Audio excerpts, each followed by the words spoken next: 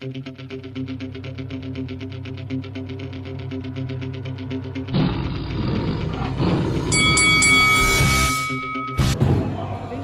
this is Sugar Hill. You're watching Lights Out. This is Faisal Khan for Lights Out, proudly sponsored by Spartans Law. And this is podcast 65 of the Lights Out Boxing Podcast. Delighted to be joined by the face of Lights Out, Mr. Mohsin Gulsher, aka Ron. How you doing, mate? Good, very good. It's Glad been a while. It really has. Yes. You know, I'm not going to say anything. But before we do get started, just a few quick friendly reminders. Make sure you turn on that notification button by hitting the like button as well, and subscribing to the channel for more boxing content, and check us out on all the social media platforms, and of course check out our sponsors, Spartans Law, the best in the business. We have got a lot to discuss today, Ron, but before we do go into anything, I think we've got to dedicate at least a minute to congratulate our town, Luton Town Football Club, on gaining promotion to the Premier League. What an achievement. Absolutely. I mean, never thought in my lifetime I'd have something like that. They came very close last season. Fell at the semi-final stage against Huddersfield. A bit of heartbreak there, conceding a last-minute goal. What a game. 31 years in the making. Kenilworth Road, Manchester United, Liverpool, Man City, Arsenal, Tottenham. Are you ready? I mean, it's going to be a great buzz for the town. Me and you have grown up and spent a lot of time where Kenilworth Road is. It's an Asian area where it's very congested, isn't it? And it's amazing to know that the likes of Manchester United, all the teams that you've mentioned will Salah, be kind of driving there. Haaland, Salah's going to be Casemiro. Okay. All these great Premier League players, De Bruyne. They're going to be in Luton Town on a regular basis. Yeah, I mean, I've been seeing a lot of videos with people going through back gardens and all sorts, and a lot of these memes about how VAR is going to be implemented. And where did they put it? They're going to go into someone's living room and rewind it back on Sky Plus. 100%.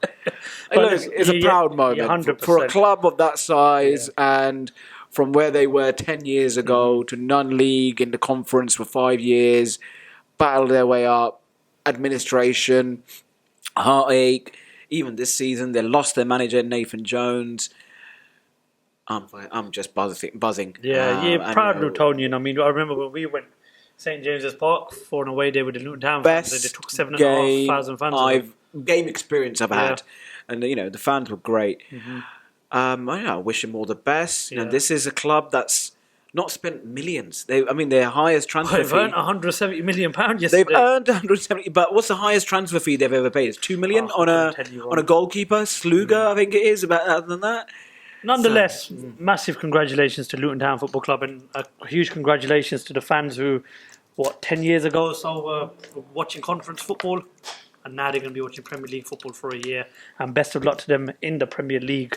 It's going to be very interesting to watch. You 100% you wouldn't want to visit Kenilworth Road on the opening day of the season, because this town is going to be absolutely buzzing, and it's going to be a great experience. It's an experience we've never had before. Growing up, you listen to the stories but when you were young or when you weren't born, Luton Town were a top flight team. I remember they beat Arsenal in the League Cup final. Yeah. And, once in your lifetime, you're going to get to experience Luton Town as a top-flight team. And I just hope it brings money into the area. Yeah. This could kickstart the stadium coming about at Power Court, which has been mooted for a number of years. I think now it's like, right, Luton are a serious club. They're in the Premiership. Let's, get our fingers out and get this made, man. It's going to be good to see, and hopefully they can survive in the Premiership next season. With any podcast, we like to start off with the quick-fire question. And it's a bit different today. So today's quick-fire question, and of course we'd love the viewers to get involved on this. If you were to go on a night out with 3 people from the boxing world, who would you choose and why? Ron, I'm going to go first. Go for it. First one would be Eddie Hearn. Okay. Perfect wingman, well-spoken individual. And you've kind of seen on social media those little compilation videos they made of him, what Eddie Hearn would be like on a night out. Have you ever come across any of those? No. So Eddie Hearn, reason why, because he'd be a good wingman, well-spoken. And obviously if you come across if you were single, of course, if you come across a beautiful lady and you never had the balls to go up to and speak to her, Eddie Hearn would be the guy that you'd want as your wingman. So definitely him. Number 2 would be Tyson Fury, because I just feel Tyson Fury would be that guy at the pack that you don't know what to expect. Yeah, Kind of like me on a night out. Bit bipolar. Yes, bit bipolar. Kind of like me on a night out. He goes, Mike. Kind of like me on a night out. You never knew what to expect in our good old days. And number 3, I've gone for a bit of a different guy, a different option. Anthony Pretty Boy Taylor. Okay. So right. I obviously spent a lot of time around him during fight week for the KSI Joe Fournier fight, and I love the energy that he has. And he's just an entertaining character. You know, he's got lots of different sides to him. He's a funny guy, he's a bubbly guy, he's loud, and he's not shy. And I think that's the type of person you'd want to go on a night out with. But I've always said that when you go on a night out, right, you always need a bit of muscle with you. Because, 9 times out of 10, you're going to bump into that one idiot or you're going to get that one dirty look on a night out, and that's when you want a guy with a bit of muscle with you. So if it wasn't Anthony Taylor, I'd probably be Carl Froch.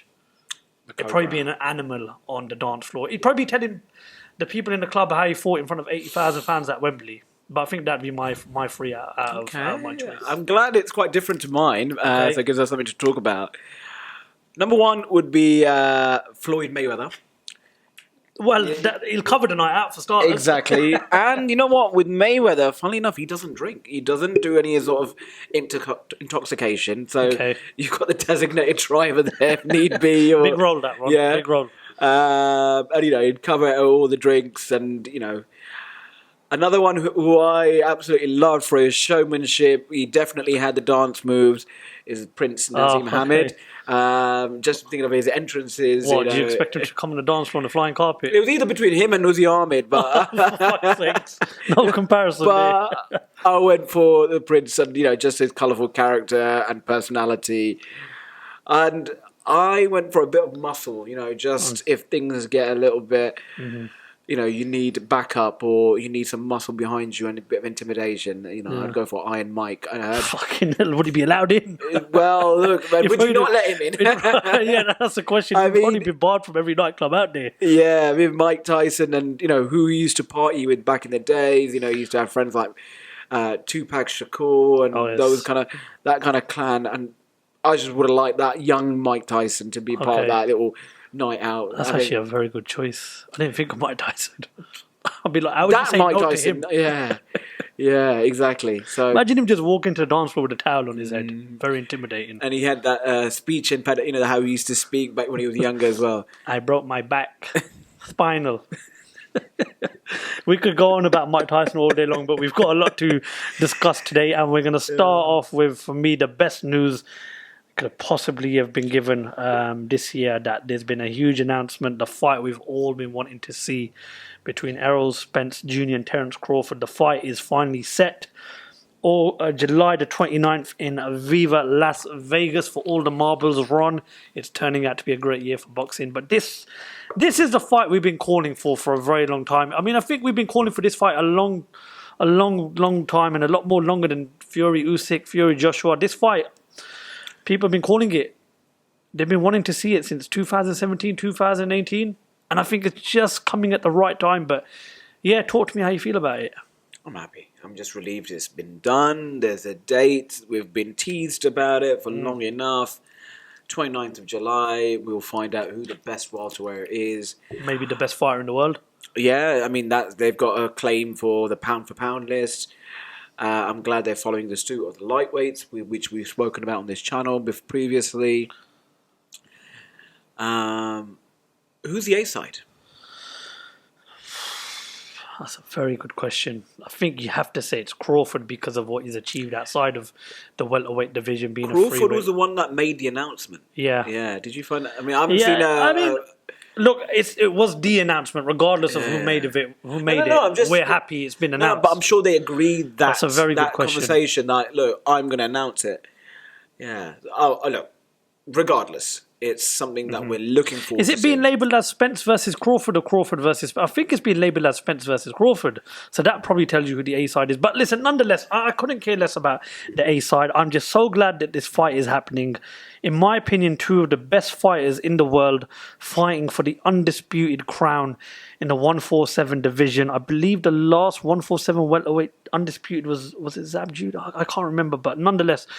For us to have Haney versus Loma, Garcia versus Tank, and now this all within the space of 1 year, and then you look at, we've had some great fights as well, and we're potentially going to be getting some more great fights. For us to get this fight in the same year, it just goes to show you that we're moving in the right direction. Because if you look back to our end of 2002 year review podcast, it was a very negative one because there wasn't much to scream about. You're right. And we said that what's going to make boxing great again is the best fighting the best. And these are two of the best fighters in the world fighting each other. However, there's a slight worry I have.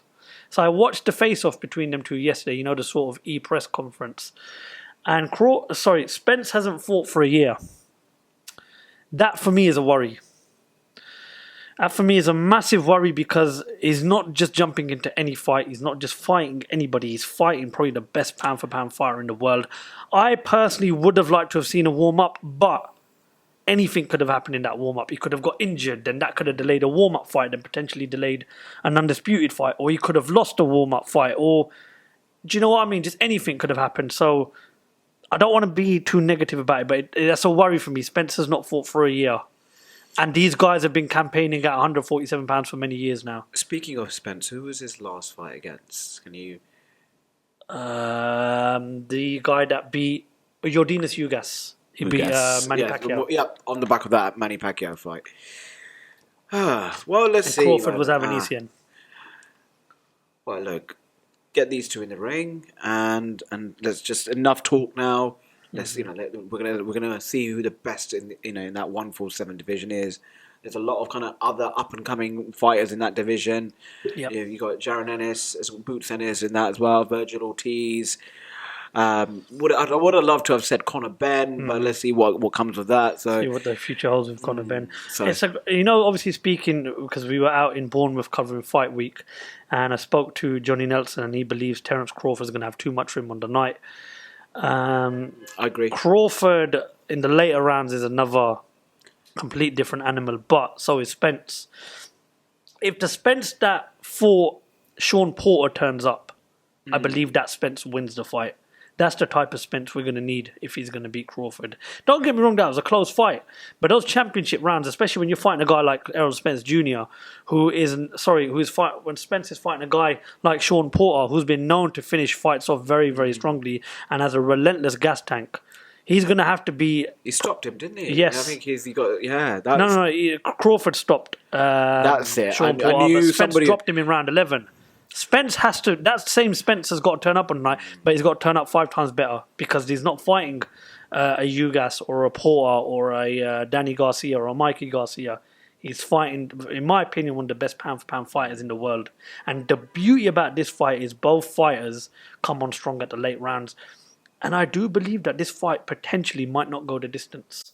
I really don't think it's going to go the distance. If anyone was to get dropped or I've always said KO Spence or wins. TKO, you think that Crawford gets... I believe if someone's going to stop Crawford, it's going to be Spence. I've said it for a very long time. I believe Spence beats Crawford, and I'm not going to change it, even though I am worried that this is his first fight in over a year. But I'm still going to go with Spence. I'm going with Crawford. But I'm sure we'll have a proper conversation about this more near the time. Well, I mean, there's a lot of time. I'm trying my best not to get overexcited. Exactly. Because, certain other weight division, which I'm sure we'll talk about, have led us to that where we're thinking the best are fighting the best and some shit happens and the fight doesn't come to fruition. But, look, that's a positive move.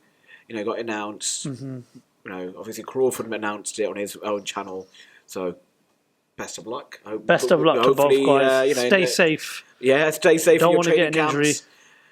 Yeah. Keep the moles out of the camps and let's get it on. Great fight to look forward to.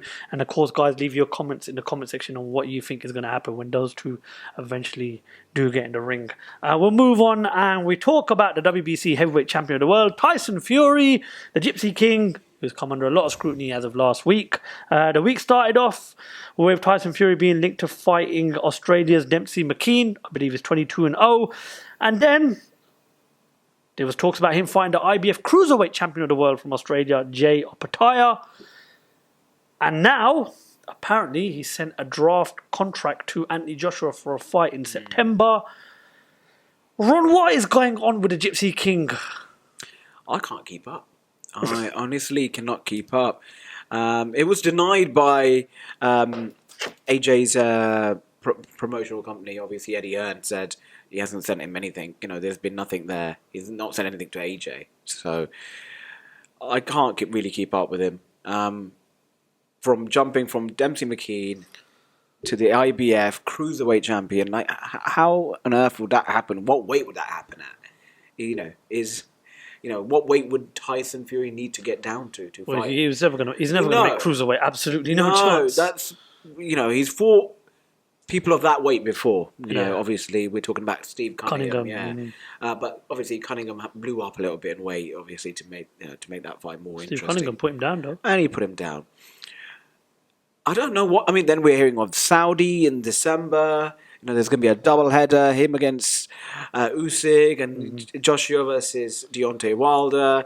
This is going to happen in August. Doesn't that jeopardize that, or is this the prelude, or the I'm going to go on a bit of a rant here. I think you should. I'm beyond fed up with Tyson Fury now, and I know you're his biggest fan as well. And it pains me to say that because I love the man. I think the guy is a heavyweight who's on another level. I think he belongs in the '90s era with the likes of the Tysons and the Lewises and the Bows and the Holyfields, and he belongs in the era of the Ardis, the Foremans, the Fraziers. That's how good he is, and that's how much I rate him.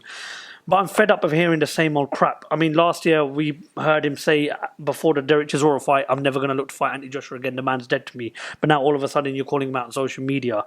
I'm fed up of listening to, the fight with Usyk's going to happen, but it's going to happen on my terms. I'm fed up of him being linked with these fighters that he's just going to make look silly. Why on earth would you want to fight a cruiserweight for? What on earth do you gain out of beating a cruiserweight? What on earth do you gain out of even getting in the ring with Dempsey McKean? And that's no disrespect to Dempsey McKean, a guy that I've spoken to many times and have done a number of interviews with him. But it really, really is patronising for the WBC heavyweight champion of the world, right? Who's been a champion since 2020, a two-time champion. And within those 3 years, I'm not even going to use the pandemic as an excuse now because boxing was still continuing during the pandemic. Within those 3 years of being a champion, right? He's fought Deontay Wilder once, he's fought Dillian White once, and Dillian White froze in that fight, and he's fought Derek Chisora, a guy he's beaten twice in his career. Stop conning the fans. It is beyond embarrassing now. Either fight Joshua, fight Usyk, fight Andy Ruiz, and you know what? Even fight Wilder a fourth time. If not, vacate the belt. Because it's beyond embarrassing now. I mean, the other day Usyk won the purse bids to fight Daniel Dubois. Do you really think Usyk is going to have time to go from, I believe, August, September, and then jump into a mega fight with Tyson Fury in December? Absolutely no chance. This is embarrassing to boxing. These heavyweights are embarrassing themselves. The smaller weights right now are the ones that are leading boxing right now. The smaller weights and women's boxing. The heavyweight division right now should be ashamed of themselves. And it hurts me to say that because I do genuinely believe there are fighters like Joshua that do want to fight with the likes of Tyson Fury. There are fighters like Deontay Wilder that do want to fight the likes of the Usyks and the Joshuas and maybe even Fury again. And Usyk probably wants all these fights. But you have to now really question yourself, does Tyson Fury want these fights? Because there's been a lot of pussyfooting about from him since he's beaten Derek Chisora. Why on earth are you conning the fans with these fights that make no sense? Run over. Oh, wow. Did you take a breath in between that? No, I didn't. I'm going to have a drink. Have you let it all out? There's a lot more I could say, but I'm not going to waste this whole podcast. I mean, look, what you say, it echoes. I mean, I can repeat the same thing. I wouldn't say that in front of his old man, though. Yeah. My son will fight any man born from his mother. That's what it answered me. I mean, didn't he, John Jones as well? Oh, for fuck's sake. I'm sorry, I've got to mention that. He was saying, you'd fight him anywhere. I'm not even messing. I'm not even. Man, we could do this in a cage, and for fuck's sakes. I can see why you wanted him on a night out. Because you don't know what you're going to get with him. That's why. I mean, look. Fight Joseph Parker if you're going to fight anyone, man. Are you kidding me? Do you know what I mean? He's hell-bent on, making a name for himself in Australia, and I get it. Zhilei Zhang, that was another one, that could have been a good potential fight. Is it really going to get the fans excited? Look, if he goes over to China, how much money could he make potentially? I don't know. For what he wants to do, he wants to make as much money in the sport as he can. It's disappointing, where you just mentioned... In the last 3 years, how many times has he fought? 3 times? In the last 3 years. A fight a year. That's not good enough, man. No, it's not. It really isn't. And what the biggest smacker in all this is, right, is that he's come back onto the fight that he said he's never going to look to entertain again with Anthony Joshua. Right, Anthony Joshua right now is on the verge of tying up a fight with Dillian White, the rematch. And then we're hoping he gets the fight with Deontay Wilder. When's that looking to? In August? Or so? July, August. really. So if Andy Joshua right now has got a fight tied up with Dillian White and got a fight tied up with Deontay Wilder, I don't think he should even entertain a fight with Tyson Fury because there's going to be too much faffing about. Look, we're hands down, Fury is the best heavyweight, but he's just a pain in the ass with getting him into these big fights. Not that he's scared of these fighters. It's just like you said, he's kind of like dancing around the topic and actually making these fights happen. 3 fights in 3 years, and the opposition that you mentioned, it's not good enough. Not good enough. And we know how bloody good he is. If he was shit, we wouldn't entertain it. But I think people are getting bored of it now. Fans are getting bored of it. I don't think he's getting that much attention now. People are not taking him seriously. Well, he said that apparently Andy Ruiz asked for $20 million. I think he's got. Listen, if you're Andy Ruiz, if you're getting 10 million or 5 or 8, you can count yourself lucky, even though you are a former heavyweight champion of the world, because there's only really one A side in this fight, and that's Tyson Of course, Fury. he knows. I get that. There's no illusions there. Yeah. He knows that. Well, I think the best answer's got to be to this. If he hasn't got a fight secured by August, early September, I think he should be vacating the belt. Simple as that. Vacate the belt and then decide what you're going to do next with your career, because this is coming from a guy, I idolise the guy. I think he's phenomenal. I think he's great for boxing. But the last 6 weeks is just the bad is outweighing the good now with Tyson Fury, and it's just getting to a point now where boxing fans, as you said, are fed up. Every time he puts a post out, you kind of know what he's going to say now. Is that predictable? He's gone from the unpredictable to the predictable. I don't even read it properly now. His posts, I'm just like, oh, no wonder you've not been liking the posts on social media then. No, just genuinely, no, seriously,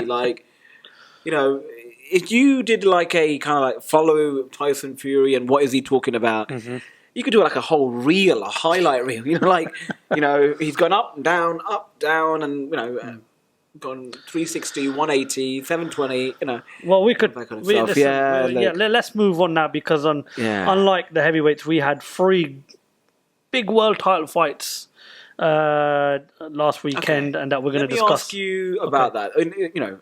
Great. I'm sure. I'm glad we're going to talk about it. But before you kind of introduce her, what did you make? I can't remember whose comments it were. I think it was Steve Bunce. He said having 3 world title fights on the same night was bad for boxing. Yeah. So I spoke to obviously a few people in Bournemouth about this, and they said, look, it's not ideal, but the show must go on. But if I'm a promoter, I know we're going to be judged on how many people are going to be tuning into our shows. So ideally, I'd want as many people as possible. So if you're putting on a show on the same night as 2 other promoters, 2 other platforms, it's really all about who puts the best card on who's going to get the views. But I thought it was a bad look for boxing, because I would have liked to have watched one.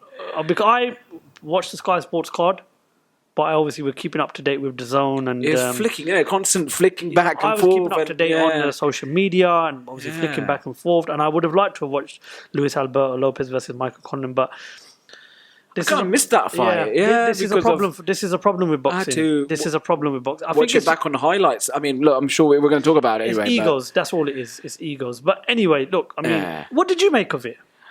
Like I said, as a consumer, it was difficult for me to keep up to date. I wasn't watching the fight. I wasn't enjoying it because I was on my phone, like thinking, what happened in that round? In that other fight. But I'm watching the fight here. It was just. I get it, they're competing with each other. Business is business. But what cost does it come? We want to enjoy and appreciate fighters for all the hard work that they put in. And in one of the shows, the one we're going to talk about now, was at Bournemouth Football Club Stadium. They've never hosted boxing before. But let's talk a bit about that show, because Bournemouth, the Cherries, who didn't send Everton to the Championship, unfortunately, have a new world champion. The gentleman, Chris Billam, by majority decision, defeated Lawrence Okolie. 3 knockdowns in the fight. Okolie was deducted points on 3 different occasions. What a night for Chris Billam. That's the fairy tale ending. The hometown of the football club that you supported. You've gone into that ground for the first ever time.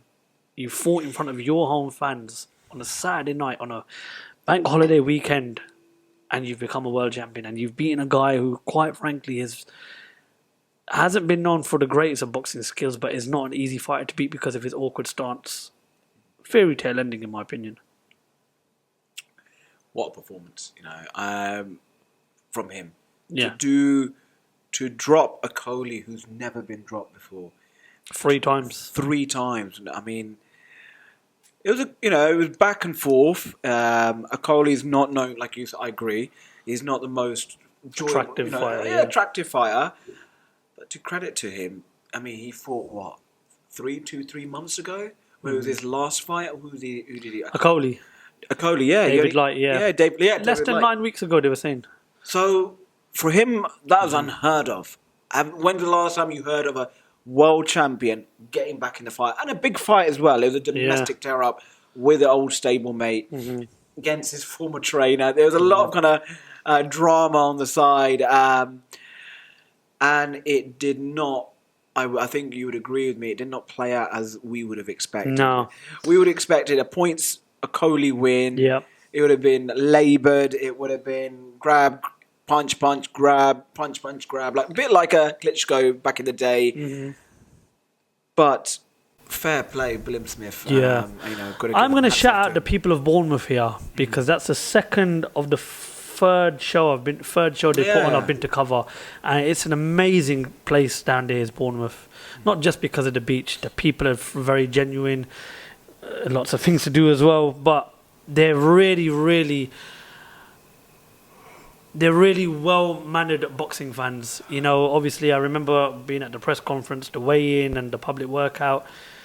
When a fighter goes into somebody else's backyard, you get a very bad vibe. You get a lot of booing, you get a lot of effing and blinding. But they're very calm about these things. All right, because there were a few jeers from the crowd. That's obviously. But expected. I've got to say, Bournemouth. You have to give credit to Ben Shalom and of course Chris Smith. That really is becoming another place for boxing, and I'm glad that Chris Smith may have an opportunity to defend the title again in Bournemouth. The fight itself, I thought Okolie started off well. The first 3 rounds, Billam Smith wasn't landing any jabs, no combinations. He was looking a bit gun-shy, and I was thinking to myself at the end of round 3, this could be a complete shutout. Agreed. Maybe he's frozen, and I was hoping that's not the case. And I think the first knockdown completely changed the fight. Okolie never recovered. He was rushing his punches. It was a bit of a desperate approach. He never looked calm. He was doing a lot of clinching, deducted points on 3 different occasions. I think his game plan went out the window after the first knockdown. Yeah, he did look desperate because he was chasing the fight, wasn't he? It was a very desperate approach, and I kind of understand that because 19 fights in his career, he's never been in that situation. But then again, you can't really say Okolie's never been in a 50-50 fight because you look at his record, he's fought on some good fighters, We were there at British Beef. He's early on in his career. He's beaten Luke Watkins. He's beaten Wadi Camacho. Glavaki for the world title. So he's had tests, but he's just made him look easy because of his awkward stance. However, I remember I was interviewing Hassan Azim. Obviously, he's a member of the McGuigan's gym. He's a stablemate with Chris Billam Smith, and the title in that interview was Shane McGuigan knows what Lawrence Okolie's weakness is. And they exploited that weakness. They got him out, and it was getting him out of his comfort zone. And once that first knockdown happened, the fight just went completely one way. I respect Okolie. I thought he'd still carried on trying. He landed some decent punches. He gave Billam Smith wobbly legs on a few occasions, but nonetheless, what a fantastic night. I agree. I enjoyed it. I enjoyed the fight. And I hope that Okolie can take a lot away from that. That there's only so much of this holding he can do now. Yep. Now very lucky to not be disqualified, in my opinion. Yeah, and it's come to light now. He's been deducted 2 points in a losing cause, so that's what made him even more desperate. He was so more behind, and in that final round, I mean, like what you would expect him to be like swinging, but he wasn't using his strengths. No, I mean, why wasn't he using those long levers and keeping him at bay and that 1-2 jab, kind of keeping that distance, and it just seemed a bit reckless from him, and he landed, and some of the knockdowns, it was just surprising that Okolie would have been on the, even though we know how durable he is, that he was on the receiving end of those shots. It's going to be very interesting now to see what Sugar Hill Stewart looks to do different with him, because that's his second fight with Lawrence Okolie. First fight against David Light didn't do him any justice at all. It wasn't a good performance. You had people leaving halfway through. And we've all kind of looked at, I think, we've all looked at what Sugar Hill's done with Tyson Fury, and we all kind of expect that with all of his fighters, Ben Whittaker, Lawrence Okolie, but I think every fight is different. But Sugar Hill's got a lot of hard work to do with Lawrence Okolie. You know, he's not got to really do anything with Tyson Fury apart from get him ready for camp when he does fight. And the same with Ben Whittaker. But I do believe Lawrence Okolie does a lot of hard work. And obviously there's talks about Okolie activating the rematch. I think it is a good move, but it's risky again. And I just do believe that it's a risk. But do you think the right move is to take the rematch? I think for him, he's got to win that world title back because he had big ideas, big plans after this. I mean, I'm sure he would have. Looking at the Reactable fight as well. Maybe going up to heavyweight. Going to heavyweight. Mm-hmm. That was what was. People were kind of overlooking Billam Smith. And Billam Smith's only losses against Reactable. So, and you know what else? I mean, it's such a shame because what got a lot of airtime was the judge that scored the fight 112. What are these judges watching? I don't know how he managed to do it 112. Can the British Boxing Board of Control please pull this judge up and ask him to explain why he scored it 112. 3 knockdowns, yeah. 3 points taken off. So that's 3 10-8 rounds. Yep. And then 3 times and he's points got, to 6. Is it 3 so or 2? It's a total of 6 10-8 rounds. Fuck. And the guy still scored it 112. I mean, he needs to be questioned. He needs to be sacked. He needs to be hung. Well, he needs to the say, fucking right. dickhead. No. So I think what I would like, I get that, is for him, you know, like how referees are now explaining their decisions, you know, why they might have given a penalty or a free kick or a foul. I think these judges need to do the same, you know, like be accountable for the decisions that they made. What really was... I mean, there was... sorry, I'm just going to finish off here. Go for it. I mean, the Loma versus Haney fight the other day, I mean, the 10th round, Moretti gave it, you know, to Haney, and people were like, how on earth did that happen? What really annoys me about this, right, Ron, is that they make noise for 2-3 days and then it just goes away. You look at football right now, the VAR gets a decision wrong, it goes on into the week. It doesn't get overruled because it's a bit too late because the game's done and dusted. But I would personally like to see a sort of a report of these judges to explain why they scored the rounds so and so. But you don't get that in boxing, unfortunately. Could you see that happening in boxing? It needs to happen. No, it won't happen. As an analyst, like in between rounds, you got a professional, you know, someone who does it for a living, who is a judge of a boxing match. In between rounds, they would say what a judge would look for, like they do in Premiership. It won't happen. No. In future, I'm thinking maybe it won't happen. Or even post-fight, It's never going to happen, Ron. We've been how many years of robberies been going? For many years, there's been I can see boxing evolving. Do you know what I would like? Do you know what I would like to do? I would like to scrap judges, and the judges, in my opinion, should be the commentators, because commentators, right? They sum up the fight round by round, minute by minute, second by second. So they're seeing the fight and they're clearly visualizing the fight. And it's very rare that you listen to a commentator, you think, oh, bloody hell, nah, you're a bit wrong there. There's been a few occasions where fine. But commentators will say it as it is. Like, for example, Josh Taylor, Jack Catterall, I remember the Sky Sports team were shocked as anything when Josh Taylor got the decision. I think scrap these judges, let the commentators judge the fight. When you read the commentator scorecards midway through the cards, it's very really wrong. Very really wrong.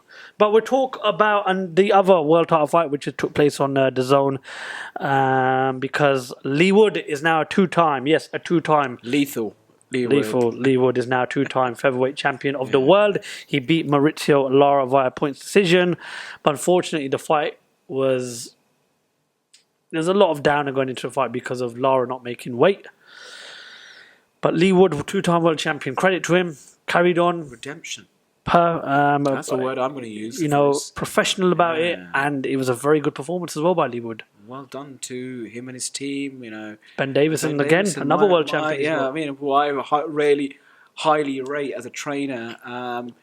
There was a lot of kind of criticism of Ben Davison for stopping that fight. You know, some people were like, oh, you could have carried on, you know, there's only about 10 seconds left. But Ben Davison made that decision because now, if you look at the grand scheme of things, it worked out perfectly. You know, if he had taken a few more punches than he did that were unnecessary, came back to fight another day, and he's reclaimed redemption, and he's won that fight. And now he goes on to bigger and better things. Yeah. I have to say, Ron, and I'm sorry to interrupt you, I'm really disappointed in Mauricio Lara. I don't know what on earth was he thinking? Lacked class, unprofessional. coming in, not making the weight. Yeah, it's disgraceful. It's disgraceful. You're coming again for another good payday. And let's be honest, these UK featherweights are the ones that have given him the money. 2 fights with Josh Warrington, now 2 fights with Leigh Wood. Have a bit of class about you and come in bang on weight. I don't see why there should be an excuse there. Exactly. And if he had won that fight, hey, the world is his oyster. He could have had another, showing in America or fight against someone. There's a few. Or a Luis Alberto Lopez, we're going to discuss in a bit. That's what I was just thinking as well. Or perhaps maybe go up to super featherweight. But nonetheless, I think, the guy lacked a lot of class this week, and I think he's let himself down massively. And I hope Leigh Wood doesn't look to entertain a third fight. And I don't think he should either way. And I think Lara... Yeah, absolutely embarrassing. But Lara can come in for another fight. I mean, that's. I do like the idea of a third fight with him and Josh Warrington, but obviously we're going to talk about that in a minute because there was obviously another world title fight over on Queensbury's show on BT Sport in Belfast between Luis Alberto Lopez and Michael Conlan, and unfortunately didn't go Michael Conlan's way. Second world title fight, he's lost by knockout, and Luis Alberto Lopez, who beat Josh Warrington a few months ago, now beats Michael Conlan. It's 2 UK fighters on his record. It's a second world title defeat for Michael Conlan, who's a great talent, great amateur background. What does a second world title defeat do for Michael Conlan going forward, Ron? What does his team need to be considering, and what do they do next? I think it's very strange. Obviously he's been in the amateur ranks for quite some time. I remember seeing him from the Olympics where he didn't get a decision. Yeah, he got robbed, obviously, and he made that very obvious. It's a rebuilding stage at this point in his career because, he's come back from 2 heavy knockdown defeats against Leigh Wood, where, thank God he was fine. Nothing, then he obviously... That was a firefight. Did you watch that fight? It was the best fight of the year. Yeah, 100%. It was a firefight, and... I thought Conlan was boxing really well, good head movements, kind of moving, switching side to side. But, he's got a great engine on him, hasn't he? And Luis Alberto. And he's very heavy-handed as well, so he'd landed a few. I think his team need to really think, can he take more of this kind of punishment, Yeah, I don't think Michael Conlan should be going anywhere anytime soon. Frank Bruno, how many fights did he have before he won a world title? How many 3, 4? I don't think he's done any injustice. I think he's a great fighter. He's an exciting fight. I like the Josh Warrington fight. They haven't fought, have they? No, I like the idea of him fighting Leigh Wood again. I like the idea of him going up to super featherweight. I'm really, I feel for him because I remember interviewing him a few weeks ago in London, just near York Hall, and it was, we spoke about Billam Smith becoming the world champion in his own backyard.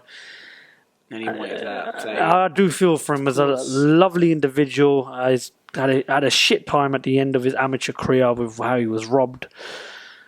I really do feel for the guy, but you have to give some credit now to Luis Alberto Lopez. He's beaten 2 of Britain's best. But this featherweight division doesn't get the credit that it deserves. And obviously we speak about Lara, Wood, Warrington, Lopez, Conlan, the other guys out there. But there's some great fights to be made. Leigh Wood, Alberto Lopez next, or does Leigh Wood now have to look at Josh Warrington? What next? Because I think if Leigh Wood can unify the division regardless of what happens after unifying, he's had a great career. He's had a great career anyway, but I think unifying is something Josh Warrington couldn't do. So does Leigh Wood now look to unify and forget about the Warrington fight and look to take on Lopez or any of the other world champions? I think the Warrington fight is still going to be there. The Warrington fight's not going nowhere. Not going anywhere. So Warrington, what does he do? I like that Lopez fight. That last fight was great. It was close. It could have gone either way. What did you make of that first? No, I thought Lopez just did enough on the night. Just did enough. Yeah. Look, it could have been a draw, but I thought Warrington came on really strong towards the later round. But anyway, these fights at featherweight they're great fights as well. They're great fights. There's another boxer in that division as well. Is he from Kazakhstan or Rakimov? I think is it Rakimov? Yeah, Shavkat Rakimov. Yeah. It's not the one who did he fight recently? No. Okay.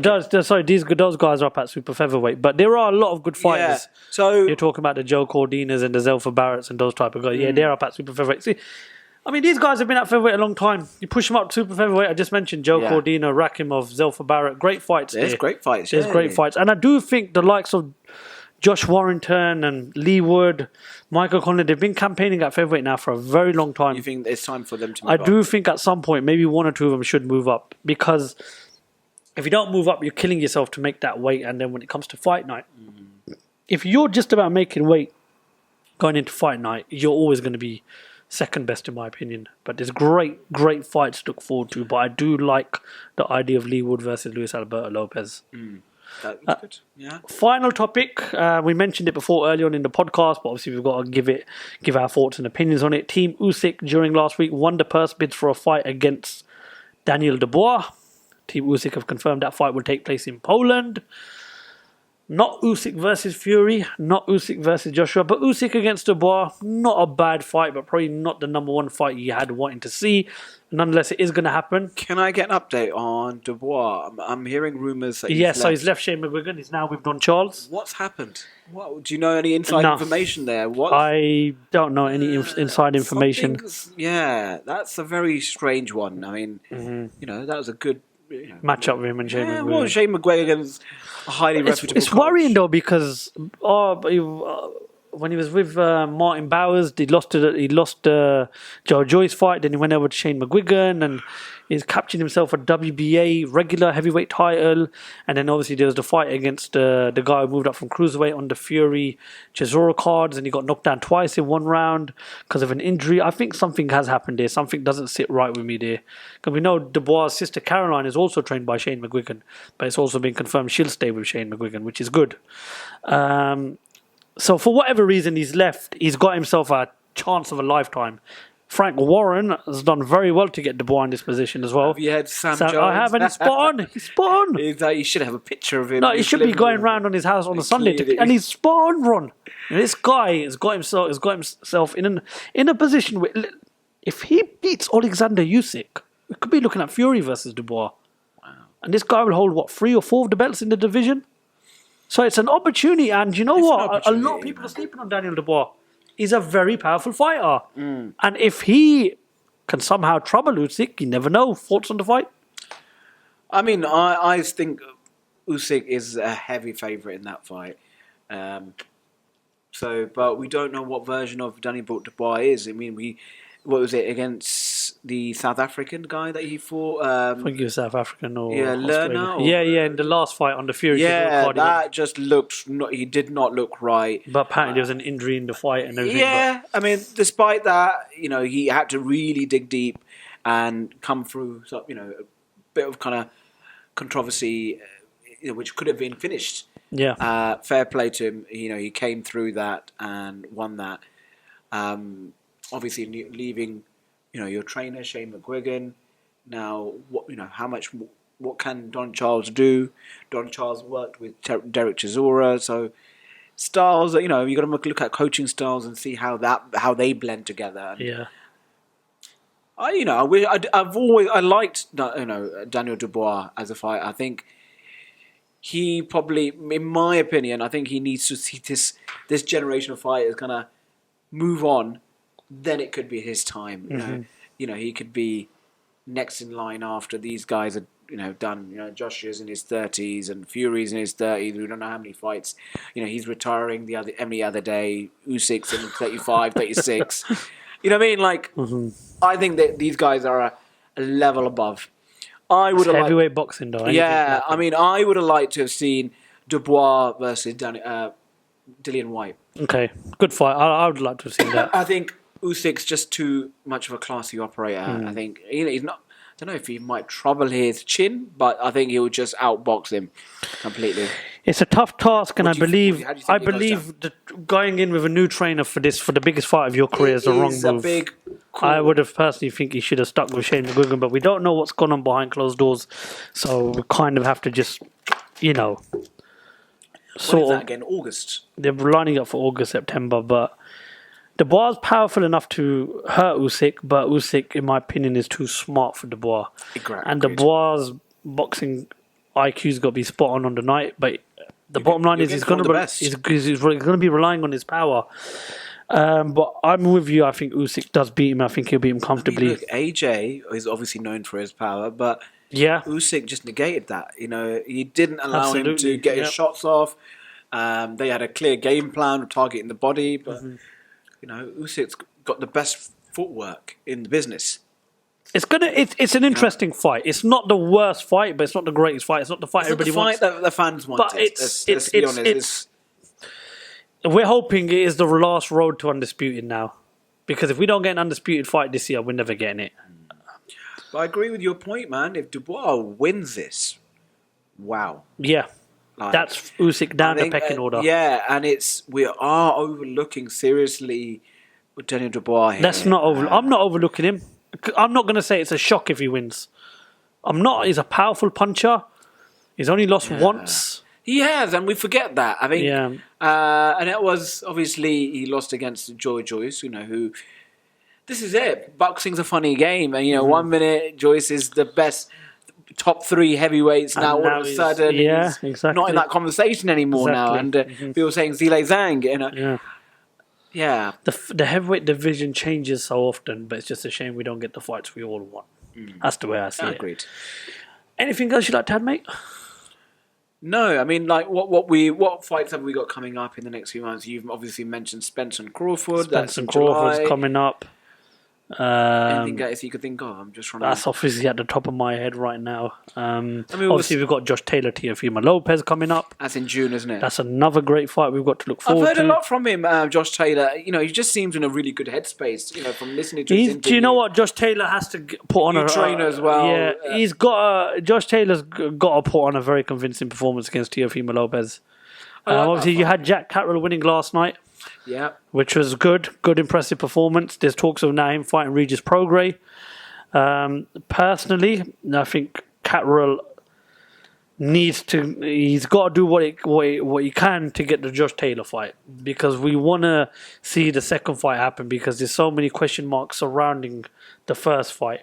But having said that, Josh Taylor's got to take care of business first. Teofimo Lopez, in my opinion, this is his last chance. I don't think he'll get a world title fight after this fight if he loses. He's a former, I don't know if he's known as a former Undisputed or whatever the situation was with the WBC belt at the time. But Teofimo Lopez has to win this fight, because if he does it, he's not going to get a world title fight, and especially going on the back of his last performance. So, but I do think Josh Taylor is going to knock him out. I think Josh Taylor's going to stop Teofimo Lopez. It's a big call, man. Yeah. But I'm glad to see last night Jack Catterall winning. I was glad to see Lee Cutler winning as well. Bournemouth's very own, a very good night for him. Another thing I want to touch about is Isaac Chamberlain. So he was meant to have... And you know what, right? I just want to say on this podcast a massive thank you to Isaac Chamberlain. Guy retweeted everything we participated in with. He followed us on Instagram. He shared everything. He responded to us on social media. He never once said no to an interview with us throughout fight week. He always gave us his time. I feel so disappointed for him, because not only does the British title fight get pulled because Lowell apparently had a toothache, the fight on the night that was meant to be the opponent that they brought in got rescheduled. The fight got pulled for whatever reason. And, my heart goes out to Isaac Chamberlain. He's been through a lot of shit through these last few weeks. And I do hope that Sky Sports and Boxer do at some point reschedule that fight. Yeah, a new card. And I mean, Mike Lowell's been known for not pulling out of fights quite late on. And I can't imagine what it must be like for a boxer trained so hard. And he still made championship weight as well. Yeah, and you don't get paid, as a boxer. If you're not fighting, you don't get paid. And it's just that nature of the business, isn't it? No, I wish him all the best. And, we've got a soft spot for him, because that was the first fight that me and you went together with. Yeah. We went to watch him and Chamberlain. Wasn't the greatest, but it was still a memory for us. But they were younger in their careers. And Chamberlain, I think I like Chamberlain. He fought against Billam Smith, which was a really good fight of the year fight. contender. Yeah. So, look, he's putting on a performance like that against a world champion. Not at the time, but, this is what he's gone on to achieve. So, I hope there's, big fights out there for him, and, he sets himself up. I mean, we haven't talked about... I mean, there's other fights What did you make? I mean, quickly, can we talk about Katie Taylor? Yeah. Chantal Cameron. I'm just glad Gary Cully, I'm just glad that Chantal Cameron didn't get robbed like Natasha Jonas, Delphine Passoon, and Amanda Serrano did. Yeah. Well done, Chantal Cameron. Fantastic performance. Katie Taylor Nobody gave her has a now chance. lost 4 fights, in my opinion. But obviously Nobody gave her a chance. Good. I love these kind of do you know stories. what? It winds me up because a lot of people think I got a hatred to Kate towards, and I don't, man. I think what she's done for women's boxing is phenomenal. I just don't like the fact that she's been given so many decisions in the past. Yeah, close decisions. And it's just wound me up. So I'm glad that another fighter didn't get robbed, in my opinion. But hopefully they run it back. Good fight. I understand that Chantal Cameron's looking at the 147 division. Yeah.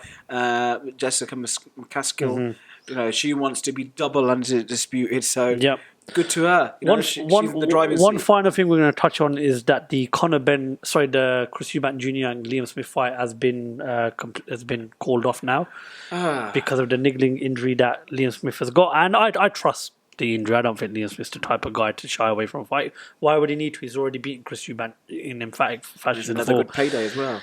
So obviously Savannah Marshall versus Francine Cruz Dezern has been updated now to the main event. Still a good card. You've got a British title fight. You've got Ben Whittaker on that night as well. Eddie Hearn has said that now's the perfect time to make Eubank versus Conor Benn. We'll just touch on this before we end this podcast. Do you think now's the right time to make that fight? I mean, Conor Benn needs to sort his shit out. I mean, that's not changed. When's he having his hearing with the UCAD and whatever's going on? That Absolutely. Look, we're back to... We're back in that same circle again. That this hasn't been resolved. We haven't got we haven't got the answers. Yes, I mean Conor Benn's still making himself relevant in boxing. I remember there was that bit of a handbags with Kell Brook. With Kell Brook. Was that in Bournemouth? No. That was in the Katie Taylor card. Yes, it was in Belfast. Sorry, but is it the right fight to make now? Eubank versus what Ben. does Eubank do? I mean, I don't know how bad this injury is, but they postponed it once. Yeah. Postponed it a second time. Last time that Eubank fought. Oh, sorry. I'm gonna be brutally honest with you here, Ron. I don't think Eubank should take the Conor Benn fight now. I think he needs to wait, and I think he needs to sort of right that wrong against Liam Smith. That fight will happen by the end of the summer, hopefully. We don't know how bad. Well, we're hoping it does, and the Conor Benn fight's not going anywhere for a very long time. That's a fight that's still got a lot of gas left. We don't know whether Conor Benn's going to have a ban. Exactly. I mean? It could be a 2-year ban, and I don't know when it will be backdated to. Exactly, 100%. Will it be backdated to his last fight? These things trying to get brushed under the carpet, but we need answers, 100%. And he, for his sake, he needs to move on from this. He needs to kind of have a definitive. This is what's been said. I agree. I couldn't agree with you any more, Ron. Just one last thing before we finish up, man. Looking forward to the next Adam Azim fight. Middle of June, him and his brother on the same card. Frazier Clarke also featuring on that card. Very good test for them. That's another interesting name you brought up. With the purse bids. What did you make? I know, sorry, I know we were saying... No, it's a podcast. My opinion is simple. Frazier Clarke and Fabio Wardley. My opinion is, listen, no chance in hell did Frazier Clarke pull out from that fight. Frazier Clarke's a fighting man. He's an Olympic bronze medal winner. These are fighting men. I just think Sky Sports and Boxer, who I've given a lot of praise to over the last few months, completely got it wrong. They've come out and said that he's the type of guy to fight anybody, but then you're pulling a purse bid from the very last minute. You should have at the beginning said we're not looking at that fight right now because regardless of his amateur background, he needs more fights. He's not fought an 8-rounder. He's not fought a 10-rounder. I think he's been the distance once in his career, once or twice. So they should have come out. There's no harm in saying the guy is not ready for the fight yet because a fighter's career is fragile. If you're a British fighter, Southern, English, British, that's the route you're supposed to be taking. So I would have liked to have seen Ben Shalom, Sky Sports and Boxer come out a lot earlier and deal with this rather than pulling it at the last minute because it's made Frazier Clarke look very bad. And I feel for Frazier Clarke because a lot of people are criticising him. But what we don't remember is this guy's only had 6 professional fights and he's an Olympic bronze medal winner. He's the captain for Team GB boxing at the last Olympic Games. Why are people criticising him? That fight's not going nowhere. Fabio Wardley, there's plenty of options out there for him. There is a fight with David Adelaide. Solomon Dakers. The White Rhino, Dave Allen's apparently making a return to boxing.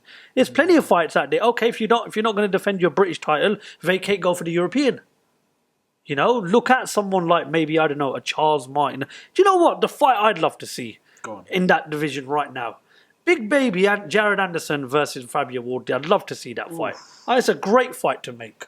We're talking about the future of the division. So you've got, on one hand, you've got Britain's future versus America's future.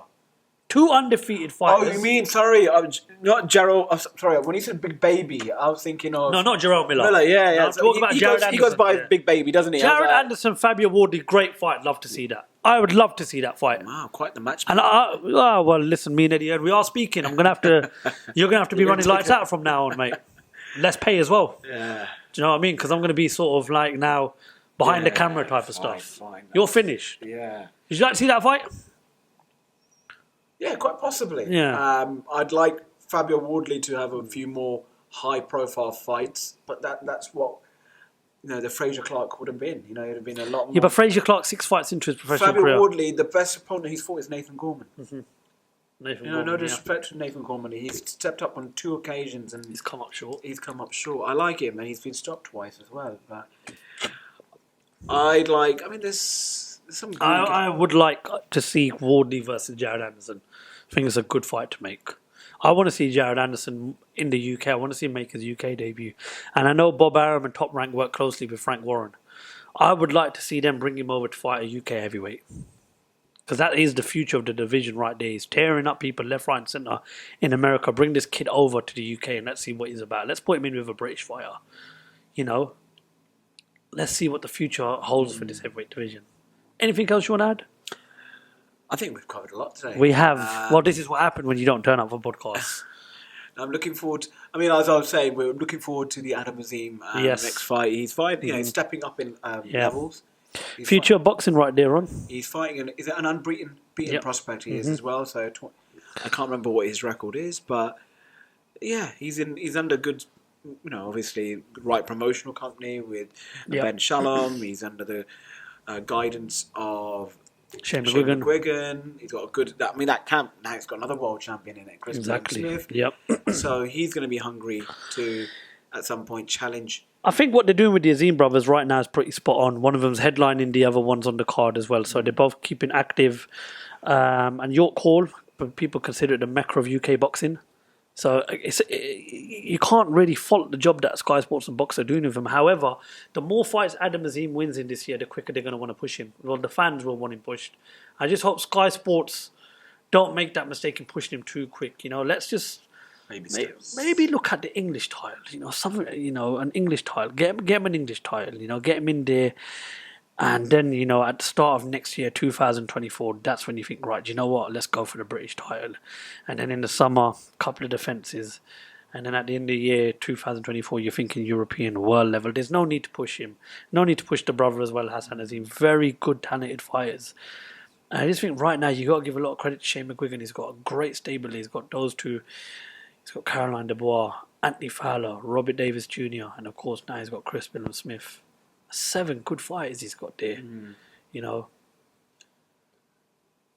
let's see. I think maybe towards the end of the year, maybe he's going to aim for some sort of title. Maybe. Hopefully, like I said, English title, British title. English. I don't. Maybe. He's passed every test. It's a phenomenal. That South American that he fought recently. That's the first time he went. We are talking about the future of our sport here, British boxing. Let's not ruin it. Let's take our time with this kid. Nurse him properly, put him in the right fights, and then when he's ready, when he's ready. Because then obviously the noise will be a lot more louder. Put him in with a European or put him in with a world-ranked opponent. But for now, take your time. Don't rush the kid. Let him learn. Let him go the distance a few more times. I think that's one of the problems we have with our fighters. They don't go the distance enough times, and when they get into deep waters, they look absolutely knackered, and then that's when we start thinking, oh, okay, something's not right here. So, Ron, anything else you'd like to add?